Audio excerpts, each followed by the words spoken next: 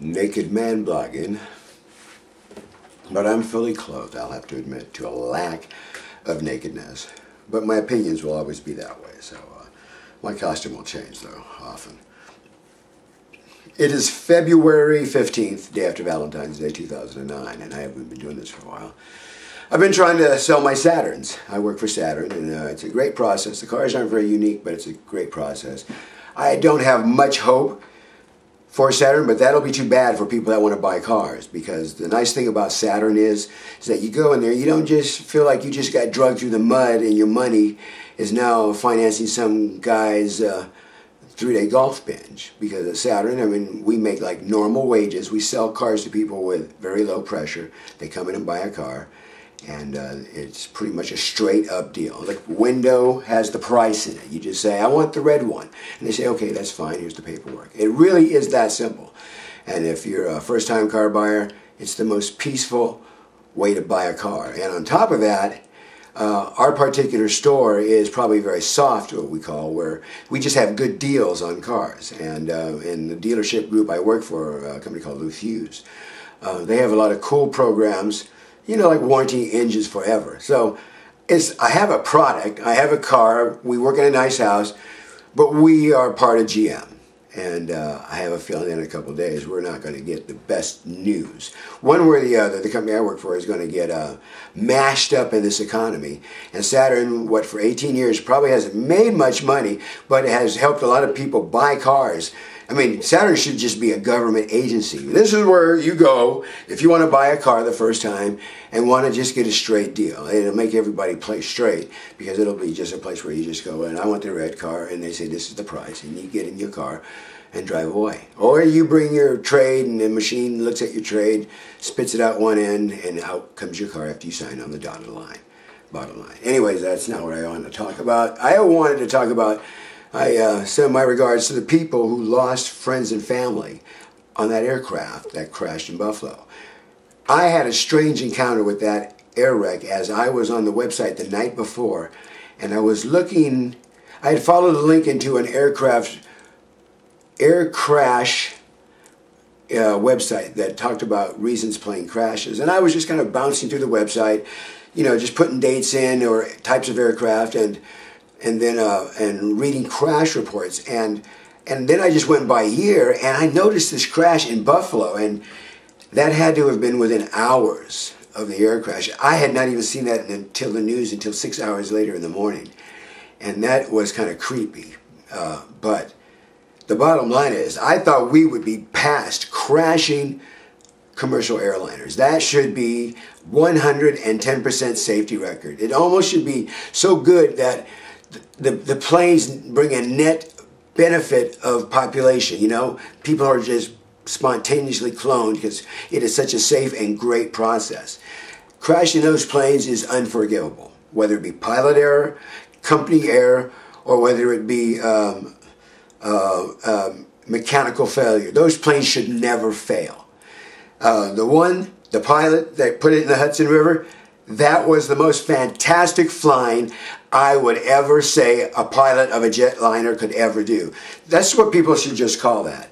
You know, I fly flight simulator, and back in my younger days when I was captured by the bright colors of the computer screen, I'd say I probably flew 4,000 or 5,000 hours multi-engine on a computer simulator, pushing all the knobs and actually trying to do the ILS, approaching it without any weather, without looking down the highway, just following a glide path in or slope and creepy things. And this creepy, it takes a lot of skill to fly one with engines. To fly one without engines, you have what they say in Spain, cajones muy grandes. And I salute that guy. I have flown a real simulator, and they're like slugs. It's like turning a brick. And this brick just wants to go into the ground, and you actually have to make it, do it softly, and that guy saved all souls. Outstanding. Outstanding. Other things out there that are just crazy, and I think it's about time that there is a Truth and Reconciliation Commission in the United States. And I think the first two witnesses that should have to testify would be the Republican and the Democratic Party. not we the people, that, just those people that really consider themselves the Republicans and those people that really consider themselves the Democrats. And, the ones that pull the strings, they have to get together and tell their sins to each other in the world and confess, and then we'll forgive them.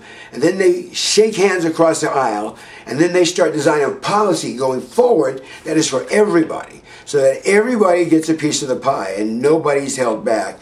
And that we also make sure that we have the smartest country in the world. That is what made us a prosperous place. We weren't the prosperous place because we made the coolest stuff. Well, we did make the coolest stuff, and that did make us prosperous. But we made the coolest stuff because we were the smartest people on the planet. And we had this industrial will and might to get up and make it happen. And when we did it, we always did it in style. We always were the leading edge, the baddest boy on the block. We had the biggest guns, the fastest ships, the coolest planes, the neatest rockets, the biggest telescopes. We all had it. We had the most money, the biggest pile of people with brains and educations and reading skills. And now, it's like we're flopping around in the water with the rest of the world. And it makes me think of, like, the Europeans probably, when they had kings and queens, probably thought they was the shiznit when they were sailing ships across the ocean and just conquering worlds, wiping out societies, taking what they wanted from the natives, and doing it as far as the flat world could take them. Now we are in a different position where we like flying rockets and satellites and crashing them into each other in outer space just to see if we can. Yeah, Russia, that was an accident, right? Forget that one. That was on purpose. Them Russians are out there like saying, hey, you know what? Those guys up there, that communication satellite, we know that's really just an American spy satellite. So why don't we just go over there and just obliterate it with one of our old pieces of space junk? And it's that technology we stole from their computer games anyways, let's see if it works. And that's how that stuff really happens. Chinese been doing it. Chinese shot one out for the heck of it. And what these countries know, that the old satellites up there probably aren't very armored. So, I mean, if you want to take out a whole lot of satellites, you just throw a lot of space up and junk. And eventually, if you aim it even near the stuff's going to hit your satellite that you target, and it's junk. And but they've gotten much better. Now they can just drive satellites into other satellites and whack them, and they become space junk for 10,000 years and mess up space like all over the place. And thank you, Russia. That was really smart. And that was just retarded, actually. And the Russians actually have been very retarded lately in the world politics, throwing their weight around in Ukraine. They're still annihilating people in Chechnya. Which reminds me, annihilating people. Those guys from the peanut factory. If they were in China, they'd just get shot after a summary trial, or as that have a summary execution after being shot. Whatever would happen, they'd be done. And that's what happened to two of them. And I think a couple of the other ones, including a little old lady, got something like 15 to 50 years in some jail. And I'm sure jail in China is a very nasty, nasty, nasty place to spend any time. Probably make our jails look like a really nice place, like a golf club. Imagine San Quentin being like a golf club.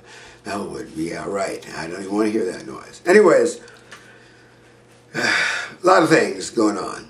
I know this is just kind of like a machine gun rant, but that's what I felt like doing. I need to get back in this groove, and I am going to promise to be on this. I'm trying to find a new radio job. I need a radio job. Somebody knows somebody that needs somebody that can do a witty radio show or rock and roll blues, do a little web marketing, build his own site, personal appearances. I would love to be famous. I have radio experience, so if you recommend me, one, I won't let you down, and two, I'll cut you in for some of the profits somehow. I'm the Woodman. I'm out of here.